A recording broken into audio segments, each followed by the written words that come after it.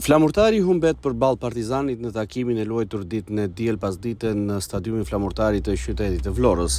Vlonjatët kanë humbur në shifrat 2-1 përballë ekipit të Kuq, duke rënduar tashmë pozitat në renditjen e A-Bisnet Superiore, ndërsa renditja në vendin e fundit në kuotën e 20 pikëve. Edhe pse ka nisur mirë takimin duke kaluar i pari në avantazh, ekipi flamurtari nuk ka mundur dot të dalë qoftë edhe me një pikë nga kjo përballje, ndërkohë që ka humbur edhe një penallti. Ndeshja ka nisur mjaft mirë për ekipin e flamurtarit, teksa në minutën e 8 Maksulti do të kaloj vlonjatët në avantazh. Megjithatë, gjithçka më pas në pjesën e parë do të flas më shumë për ekipin e Partizanit, teksa këta të fundit në minutat e fundit të pjesës së parë do të fitojnë dhe një penallti, aty ku kanë arritur të barazojnë dhe rezultatin. Me shifrat 1-1 është mbyllur edhe pjesa e parë e takimit. Sapo ka startuar pjesa e dytë, ekipi Partizanit ka kaluar në avantazh duke regjistruar shifrat 2-1. Ekipi flamurtarit ka patur një mundësi shumë të mirë në minutën e 68 për të barazuar rezultatin me anë të një penalltie, por Marku ka gabuar ndërsa është pritur nga portieri Qirko. Flamurtari ka tentuar deri në fund për të barazuar, por pa e mundur dot të arritë tek rezultati pozitiv në takimin përballë Partizanit. Përfundimisht mbyllet në shifra 2-1 me ekipin e Partizanit, ndërsa vlonjatët tashmë rrezikojnë gjithmonë edhe më shumë rënien nga kategoria superiore, ndërsa renditën të fundit në kuotën e 20 pikëve të shkëputur 3 pikë nga vendi i 8 që mbahet nga ekipi i Bylisit. Pas ndeshjes, trajneri i ekipit të Partizanit Oltion Kornaja ka theksuar se synimi i Partizanit mbeti padyshim fitoria, rezultatet cilin ata e kanë arritur.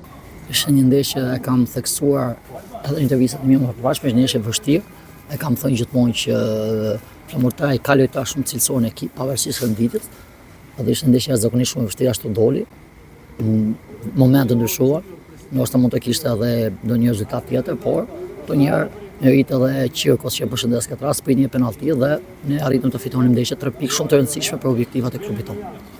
Sot themi që ne pikë barbardhë në Dinamo, të themi të drejtën, ne shikojmë vetëm punën tonë përpara që ndeshjen time të parë këtu në Vlorë, kam thënë që objektivi i ekipit tonë është vendi 4, shumë nuk e kanë besuar, por duke ditur madhështinë e klubit, sepse është një klub që ka vërtet shumë lojtar, ka infrastrukturë shumë mirë, investohet shumë, dhe plus shumë mungesave që kishim sot, sepse ne kishim vërtet shumë mungesa, Preka, Marku, Qaka, Buxhele, ndonjë tjetër që mund ta harroj tani, Janjeva, janë shumë mungesa që janë afatgjata, Çipi, por përsëri nuk ndihen sepse ekipi ka disa lojtar që janë vërtet për të ardhmen, janë shumë të mirë, pavarësisht se shumica mund të jenë në 20 vjeç, por po japin shumë mirë, po japin maksimum dhe shpresojmë të vazhdojmë kështu. Për flamurtarin ka munguar në pankinë trajneri italian Francesco Moriero, ndërsa duket se ai ka qenë në gjendje gripale dhe pa mundur do të drejtonte flamurtarin nga bankina, teksa ka qenë zëvendës trajneri i flamurtarit Andi Ribaj, që ka drejtuar ekipin vlonjat në këtë përballje. Pikërisht pas ndeshjes, Ribaj ka theksuar se flamurtari ka tentuar të marrë një rezultat pozitiv në përballjen ndaj Partizanit, por në fund ka dalë me humbje 2-1. Po, është vërtet një humbje me përmbusje,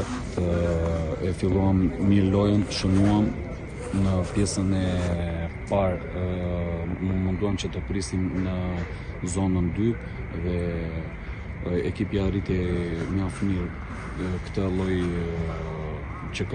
gjë që kërkuan nga stafi, por ka shumë ndeshje, besoj se do t'i rikuperojmë këto pikë deri në fund kampionatit. Normalisht kampionati shqiptar çdo ndeshje është e vështirë, fundi gjithmonë nuk është i mirë për asnjë ekip, por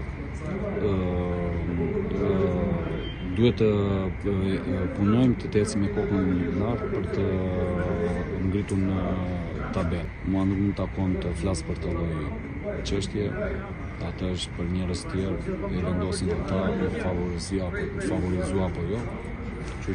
Kështu flamurtari rrezikon gjithmonë edhe më tepër rënje nga kategoria superiore këtë sezon, ndërsa në 4 javë të fundit ka marrë vetëm 2 pikë, shumë pak për ekipin vlonjat. Flamurtari renditet në kuotën e 20 pikëve në fund të renditjes në kategorinë superiore, ndërkohë që javën e ardhshme do të luajë në transfert ndaj Teutës.